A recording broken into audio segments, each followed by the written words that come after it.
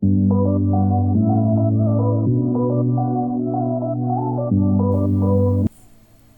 there, hope you're doing well. Thank you so much for clicking on this video. My name is Brenda Olam if you're new here, and if you're a returning subscriber, thank you so much for clicking on this video.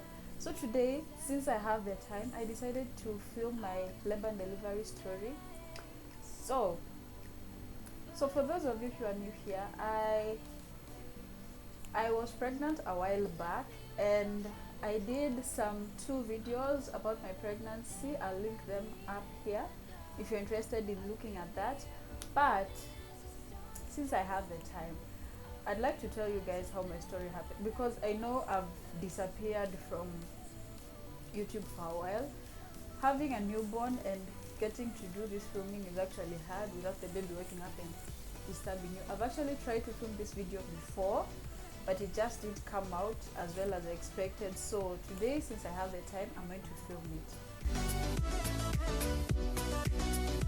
I originally started getting signs of labor on the 10th of January. So what I mean by signs of labor, I mean early signs of labor. So my baby's head had turned downward. She was facing down. I was having back pains, I was having cramps, I had diarrhea, and I was having a lot of fatigue. And I hadn't yet taken my leave. I was planning to do that the next month, and I was also planning to buy the baby's stuff the next week. So unfortunately, I didn't get to do all that. So my baby, I started getting early signs of labor on the 10th of January all through to the 13th of January. So those signs I've just mentioned, I was having those for like those 3 days continuous. Actually, it's 4 days. Then on the 14th of January, I went for my clinic checkup, my 8 months clinic checkup. And when I got there, I asked about, because one of the early signs is that you get a lot of discharge. I asked about my discharge, and I was told that's normal because I was close to labor. So that day passes, I was still having the cramps, I was still having the diarrhea, I was still having the fatigue. And then on the 14th of January at exactly 3 a.m., I wake up and I'm in a lot of pain. I was having a lot of abdominal pain. So I get out of bed, I take a walk, I get some warm water, which actually didn't help. And then the pain goes down after a while. So then I decide to call my cousin and ask about what's going on. She's already a mother, she stays in Lamu. So I called her and I told her, I'm feeling this and that. So she tells me to take some painkillers and see if the pain goes down, because it wasn't yet time for my baby to come. I was actually due on the 1st of March. Well, I was given a range of 1st of March to 3rd of March. Those are the due dates I was given. But then it's January, I still have another month and a half to go, and I'm already in labor. So I call her and she tells me to take some painkillers, wait after an hour and see if the pain comes back. So I do that. By that time the pain had gone down a bit. I come back into bed, have some rest, then wake up again and I'm still in pain. By that time an hour had passed. So I call her again and I tell her I'm in pain. So she tells me, since it's late, let me wait for the sun to come up and go to hospital. So the pain goes down, I fall asleep. 7 a.m. I wake up, I'm in pain again. I just decide to sit up on bed, then it goes back. I fall asleep again. Then 9 a.m. I wake up to get ready for the day. I wake up and I have wet underwears. So the underwears I was wearing were pink, so I can't really tell what color the liquid was. So I go, have a shower, come back to lay my bed, and I see my bed has a stain on it. So the bed sheets I had on the bed were white, so obviously the color of the stain showed. The fluid that came out of me was yellow. So I changed the sheets, put it somewhere else. I have my breakfast. Then at around 10 a.m., the pain comes back again for 2 minutes and stops. At 11 a.m., I decided to call an Uber and go to hospital because the pain was coming and going, coming and going. I didn't really understand what was going on. Well, within my pregnancy, I was having Braxton Hicks, so I didn't really know what was going on because the Braxton Hicks come in like an hour, then they stay 3 hours, then they come back again an hour, and they don't really last. It's like a minute and it's done, a minute and it's done. But this one was coming in, staying about 2-3 minutes, then it's off. Then another about 20-30 minutes, the pain is back and it's off again. So I decided to go to hospital, and at 11 a.m. I call an Uber, and at midday we arrive at Melchizedek Hospital. So on arrival, I don't even get to sign in at the reception desk because the lady at the reception desk says, oh, this is a pregnant woman and she's closed, so that's something for the maternity ward. So I go in to the maternity ward, and and I'm immediately admitted. So I get admitted at 12 a.m. and the midwife immediately takes me in, checks me, and she finds I have a blood issue. So what I mean by a blood issue, that this is actually the first thing that comes out before you get into labor. So she sees that and she says, oh, you have a blood issue, you might be in labor. So she checks how far I'm dilated, and I'm at 2 centimeters. Then I'm taken back into the room, I'm given a bed, I'm told to rest, and after that I'm taken in for an ultrasound.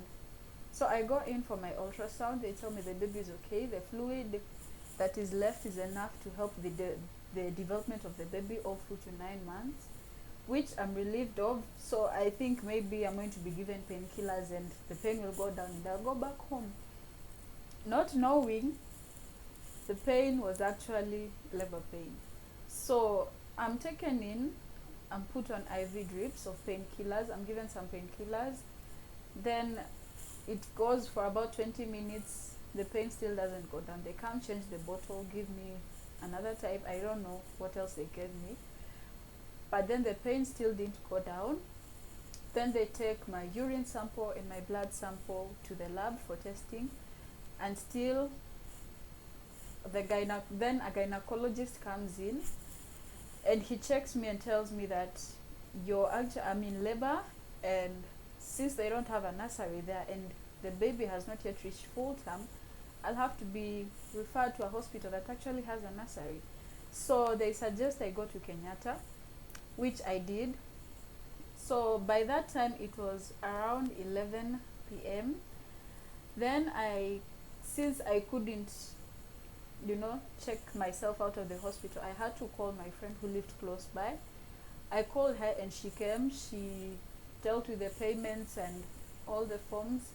Then we called the Uber and we arrived at Kenyatta Hospital at 12 a.m.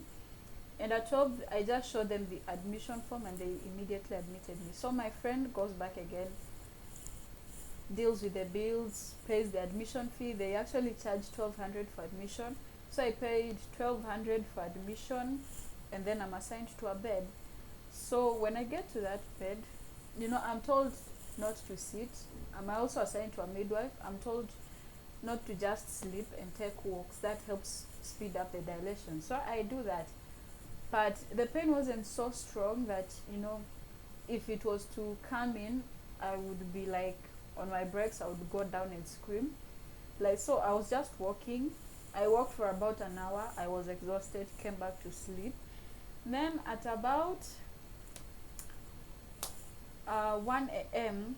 the next day, that's now on a Wednesday, the midwife comes in to help me fill in a form and then check how far dilated I am. So I give them the admission form, I give them the ultrasound results and the other results, the results of the tests that were taken.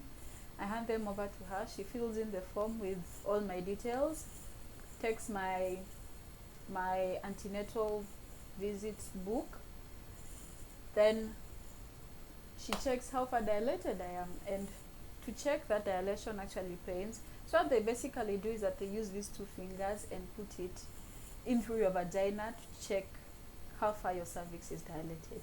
So on checking that, I was told I was still at 2 centimeters. When I was checked at the previous hospital, it was 2 centimeters. I come this side, I'm still at 2 centimeters. So they say, maybe you're not actually in active labor. We can try some painkillers and see what happens. But then at first she calls in a gynecologist, and the gynecologist suggests the same thing. So I'm put again on IV painkillers for about 30 minutes, which didn't help. I was still in pain.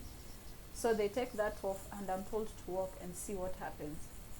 So I take the walks. The contractions are now coming in about 15 minutes apart. I know because I was using the Baby Center app. So the Baby Center app has a place where you can time your contractions. So I was doing that. I was taking my walks. The contraction comes in. I settle down, wait for it to go away. I'm back again. So these contractions are actually funny. It comes in for a minute and it's super painful that you just have to stop and not do anything. You basically can't do anything. You can't walk, you can't run, you can't do anything. You just stop, wait for it to go, and the moment it's done, you're up again as if nothing happened. That's how it was. So 4 a.m., 5 a.m., 6 a.m., I'm still having contractions 15 minutes apart. 8 a.m., the gynecologist comes in to see me. I'm still in pain. The contractions were coming and going. So he just suggests I get induced. So they bring in 2 tiny white pills. I'm not sure what they're called. Then I'm told it's crumbled up and I will have to put it in water. Then I'm given a syringe, a 10 ml syringe, and I'm told to take 25 ml every 2 hours. So at 8:40 is when I start taking that fluid. So I take that, and at 9 a.m., at 9 a.m., about 9:20, 9:30, the pain becomes, stronger. So 10 a.m., midwife comes in again to check how far dilated I am. I'm still at 2 centimeters.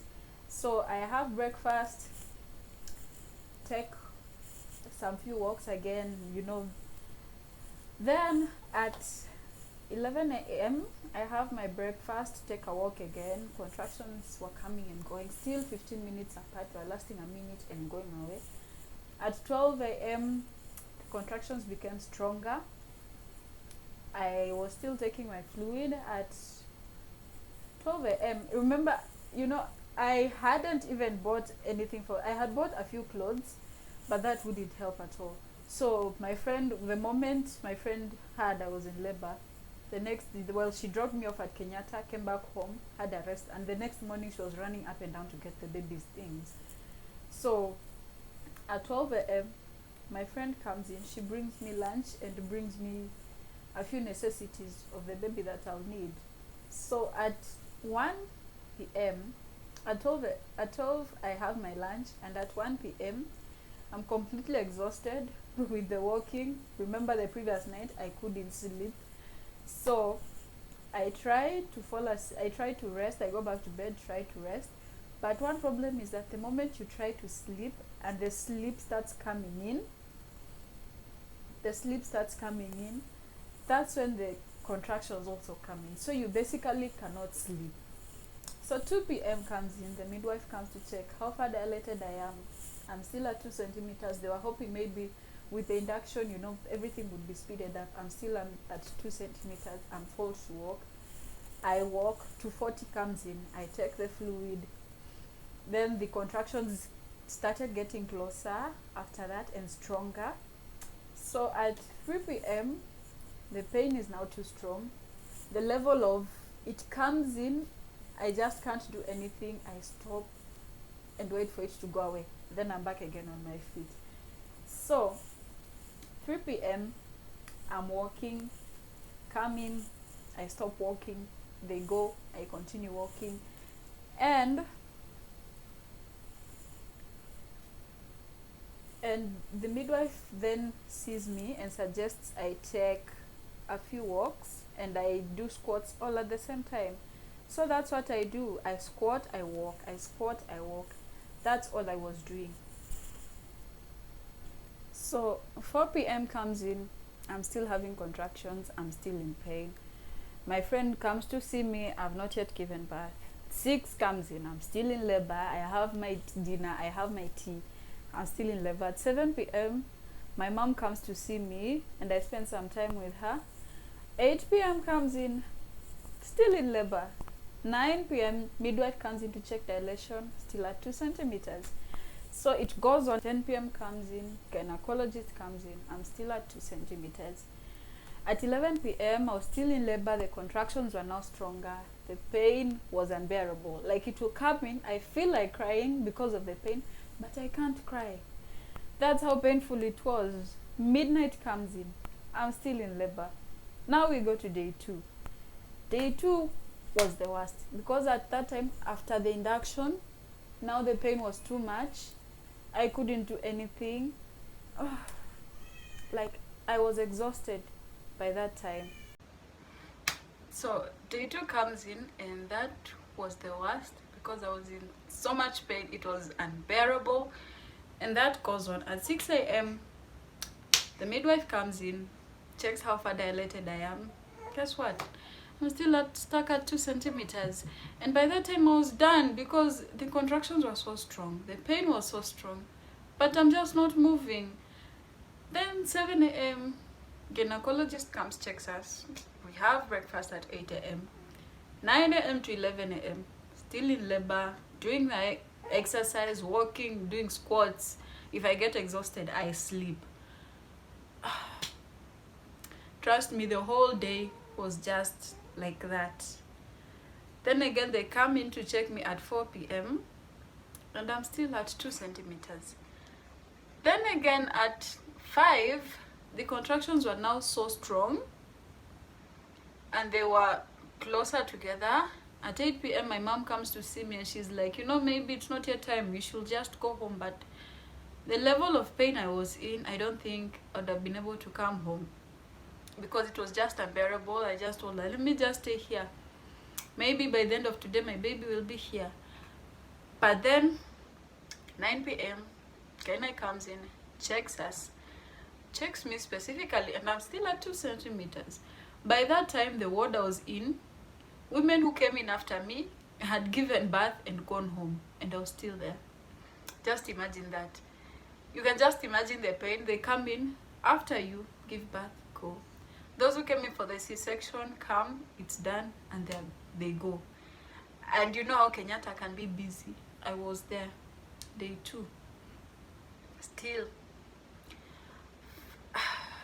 The next day, in the morning at 5 a.m., this is now the 3rd day, I'm in hospital. My baby is not yet here. Midwife comes in at 5 a.m. to check how far dilated I am. I'm still at 2 centimeters. That is the 3rd day after being induced, and I'm still at 2 centimeters. Just imagine that. I know some people would say, oh, maybe it wasn't time. Yes, I'll agree it wasn't yet time because I was at 8 months, but my water had leaked, which is actually dangerous because what if it continues leaking that much and I won't even know? I'll think maybe it's just a discharge, and at the end of it all, I lose my baby. So to be safe, I just went to hospital and they checked and they confirmed I was in labor. So I couldn't do anything about it. They had to do whatever they could to get this baby out. I got induced. I was still stuck at 2 centimeters. Maybe the baby wanted to come. Maybe my womb wanted to let the baby out. But my body didn't want to. So I was stuck at 2 centimeters, 3rd day of induction. So 6 a.m. still in labor. 8 a.m. I have my breakfast, take a walk. 12 a.m. my friend comes, brings in more baby clothes in case I'll need that. She bought a baby blanket as well, brought it. Then 1 p.m. comes in, I have my lunch, I take a walk, do the squats, still nothing. 3 p.m. midwife comes in, checks dilation, I'm still at 2 centimeters. 4 to 8 p.m. get up, walk, rest, get in pain. It was all just like that. And by that time I was exhausted. By that time it was now I think about 4 nights without sleep, and I was exhausted. 8 p.m. comes in, they check my dilation. I was still at 2 centimeters. I hadn't even moved an inch. I was still at 2 centimeters. No matter how much I walked, I was just stuck at 2 centimeters. So at 9 p.m., they suggest they check the baby's heart. So when they check the baby, I got attached to a machine that was wrapped around my belly. It checks the baby's heart rate and the contractions. So I was told to stay still for an hour. Imagine, I'm in so much pain, but I have to stay still. The baby couldn't stay still. She was just kicking and tossing and turning. So contraction comes in. The baby is kicking. I'm told to stay still. You can't move, you can't rub your back, you can't do anything. So I'm staying still.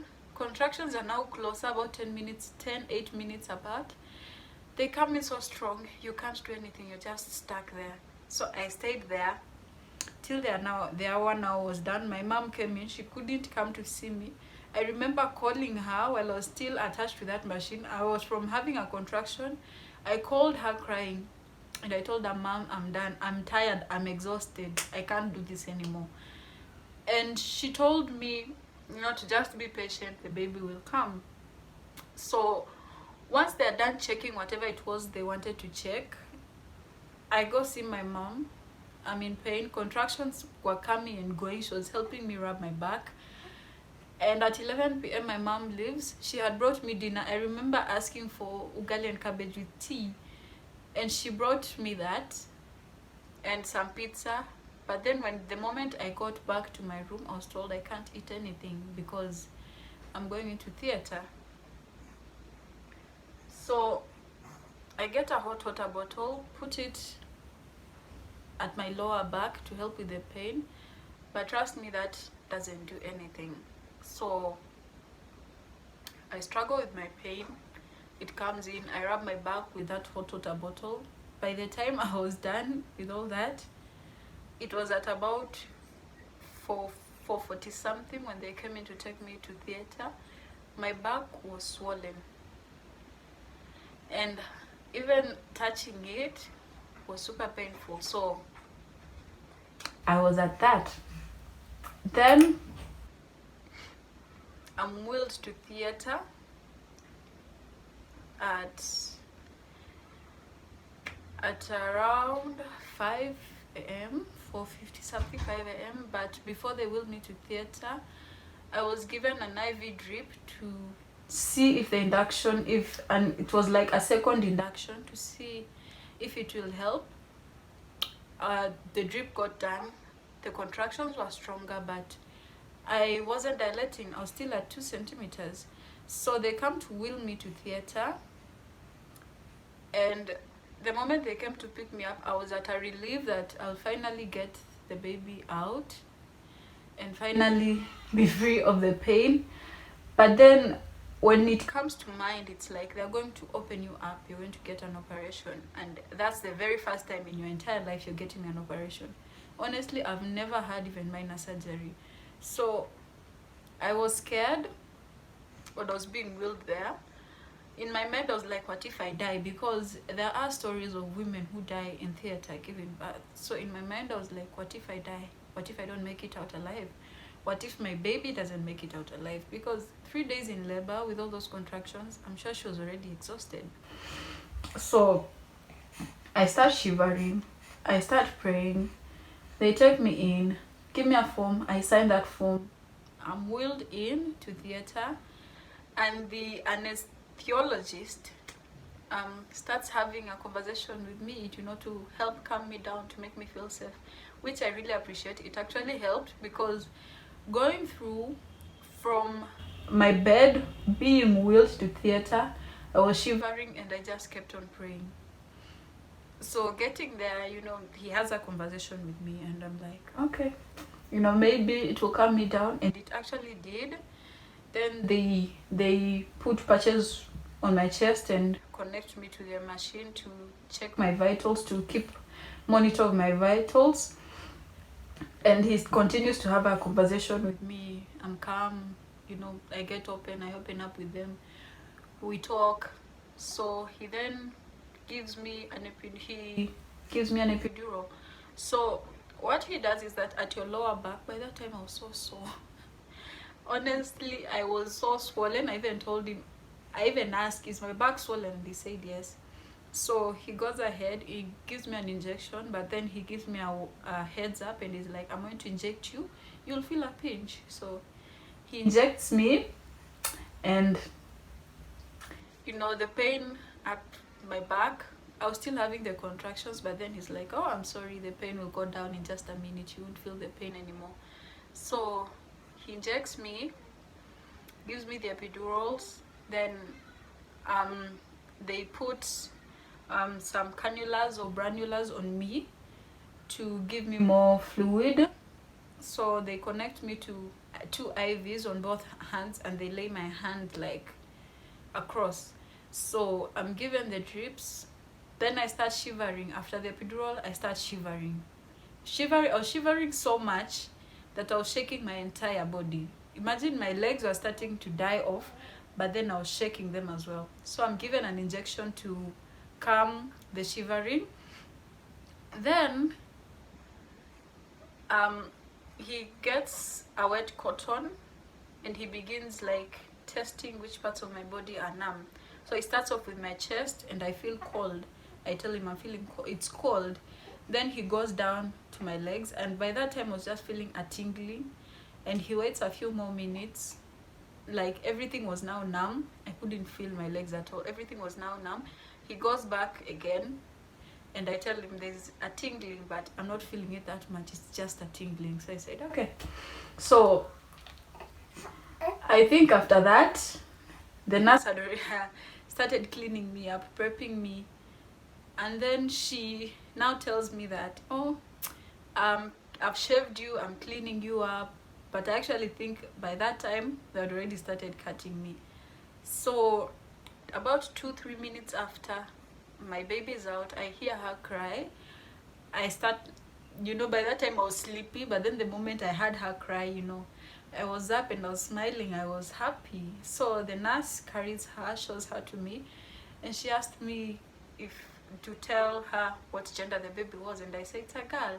So he says okay. Then she tells me, look at me, I'm done with your baby, and I'll bring your baby to you once you're done here. So I said okay. So they sew me up, we are still having a conversation, you know, we talk, and basically I think what that was done, the conversation is to keep you, you know, calm, not to freak you out, because at that point, you know, being put into a situation like that, you actually get scared, and you know, all the thoughts just come to you. So they tried to keep me calm. I was calm. They finished the procedure, you know, covered me back up. Then I got wheeled to another room to check my vitals. So my baby is brought in about 15 minutes after, and I'm told they had her checked, everything is okay, considering she was a premature baby. So I forgot to mention in the beginning of the video, my baby came in at 34 weeks of pregnancy. So I was actually, well, according to calculations, I was at 33 weeks of pregnancy, but my baby's size was at 34 weeks. And I was given injections to help with the development of her lungs. On day 1, I was given 2 injections, one on the thigh and one on the upper arm. So my daughter, Reina Leilani Olam, was born on the 18th of January at 5 a.m. at Kenyatta Hospital. And I couldn't be more proud. I'm so proud of myself. First of all, I went through 3 days of labor all on my own. I had nobody there to rub my back or anything. It was just me and my pain. So I did it. I went through 8 months of pregnancy, made it through 3 days of labor, you know, didn't give up on my child, went through the operation table, still made it out alive. My baby came out fine. She wasn't taken to the nursery or anything, and she's perfectly healthy. And honestly, I couldn't ask for a better gift other than that. And I think she's the one thing that motivates me right now. And honestly, motherhood has really changed me. I know, it may not be an easy thing, but honestly, once you get that child, you just, everything in you immediately changes. And you, even though, I didn't know anything about children, and the moment she came in, it's like automatically I was in motherhood mode. It's like everything just comes to you, and you know what to do. You know what your baby needs. Your baby will cry for something, and you'll know, my baby's crying. This is what is bothering my baby. So, it was so emotional for me. My baby came in. After about an hour, I was allowed to breastfeed her. And, that's it. I'm so happy. I made it. I did it all on my own. I was able to finish that. I had the support of my friend and my mom, but I went through it. And I did it. I finally made it. She came out safe. She was okay. And I'm so grateful. So, thank you so much for watching. And I hope to see you guys in the next video. If you're inspired by this and you're interested to see more by me, please don't forget to click the subscribe button. If you've liked this video, give it a thumbs up. Leave a comment down below.